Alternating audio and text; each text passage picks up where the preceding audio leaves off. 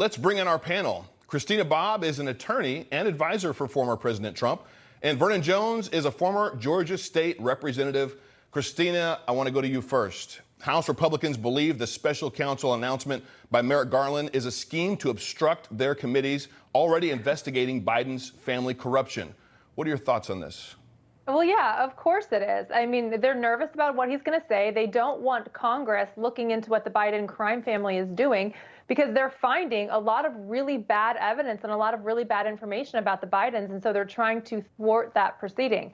Congress has already said that they're going to subpoena the Biden family. And so the Department of Justice is running interference on this congressional investigation. So I think it's exactly what it looks like. It's an interference. And the special counsel, the regulations covering special counsel require that special counsels be appointed from outside the United States government. David Weiss is not only not outside the United States government, he's not even outside the Department of Justice.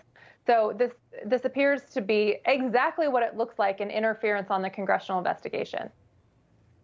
It sure does seem like it and look exactly like that. Vernon, is it time for Republicans to start an impeachment inquiry? Well, actually should have started a long time ago. And this move on Merrick Garland is one of those moves where you fake right and you run left. We know that he's doing this to shut down the congressional investigation. At the same time, David Weiss will maintain control of this case. He saw where the judge caught him red-handed, trying to slip one in, the old switcheroo. And this is the way that they can maintain control. David Weiss now, I can assure you, is going to come before their hearing, if he does come before the congressional hearing, and say, well, I can't talk about this case. It's pending. And therefore, it's going to be a stonewall for the House Republicans who are pursuing this. But you and I both know, and the American people know, that they are not acting in the best interest of the people. When he said that David Weiss came to him to ask him for this particular authority, I thought David already had that authority. He said that David can do what he wanted to do, that David was independent. So why is David going back asking to be appointed to this? Why didn't he respond to the American people and not David Weiss? Well, yes. You know why? Because of Joe Biden. Yeah, great point. Christina, let me ask you this. I want to move on to our other top story. Trump's lawyer appearing at a hearing over Jack Smith's election probe earlier today. The Obama-appointed judge, Tanya Chutkan, delivering a mixed ruling for the protective order filed by the DOJ. On one hand, she gives Trump more latitude to discuss evidence in the case, but handed prosecutors a big win by broadening which material is considered sensitive and should be protected. She even seems willing to silence and restrict Trump during a presidential campaign by stating, the more a party makes inflammatory statements about this case, which couldn't taint the jury pool or intimidate potential witnesses, the greater the urgency will be that we proceed to trial to ensure a jury pool from which we can select an impartial jury. What's your reaction to that?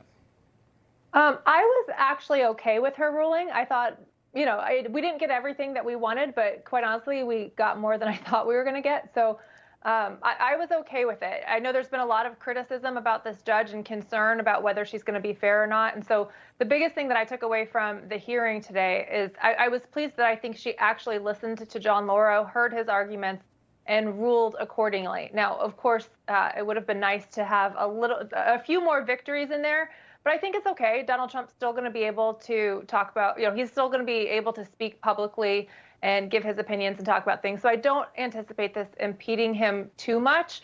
And the other thing is she didn't seem to restrict him in a way that, if something comes up that he's going to fall into a trap of violating a court order, where DOJ runs to the judge and says, oh, he violated the order. I don't foresee that happening based on the way she conducted the hearing today. So overall, I think today was a good day. Yeah, it's good to hear. We got to take those wins as we can. Vernon, your thoughts. Do you think that this will impact Trump on the campaign trail whatsoever in any way? David, the prosecution's fighting dirty. You have to get in the gutter with them. Let me tell you, the media is already getting information from the prosecutor's side, leaking information. That's tainting the jury pool. The liberal media is probably doing more jury tainting than anybody I know. President Trump needs to be in a position to defend himself, and they don't want him to defend himself.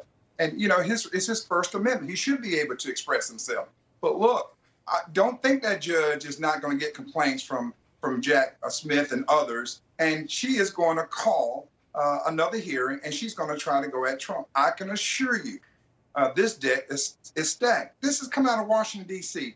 This completely blue. 90% of the people there are what? Voting Democrat. Yeah, they do. She has nothing to lose. It's pretty. They knew what they were doing when they brought this case in D.C. Yeah, it's pretty one-sided, and I think that, like you're saying, the American people are smart. They're paying attention. They see what they're trying to do to President Trump, and I hope that that's waking them up. Christina, Bobb, Vernon Jones, thank you so much for joining me tonight. Thank you.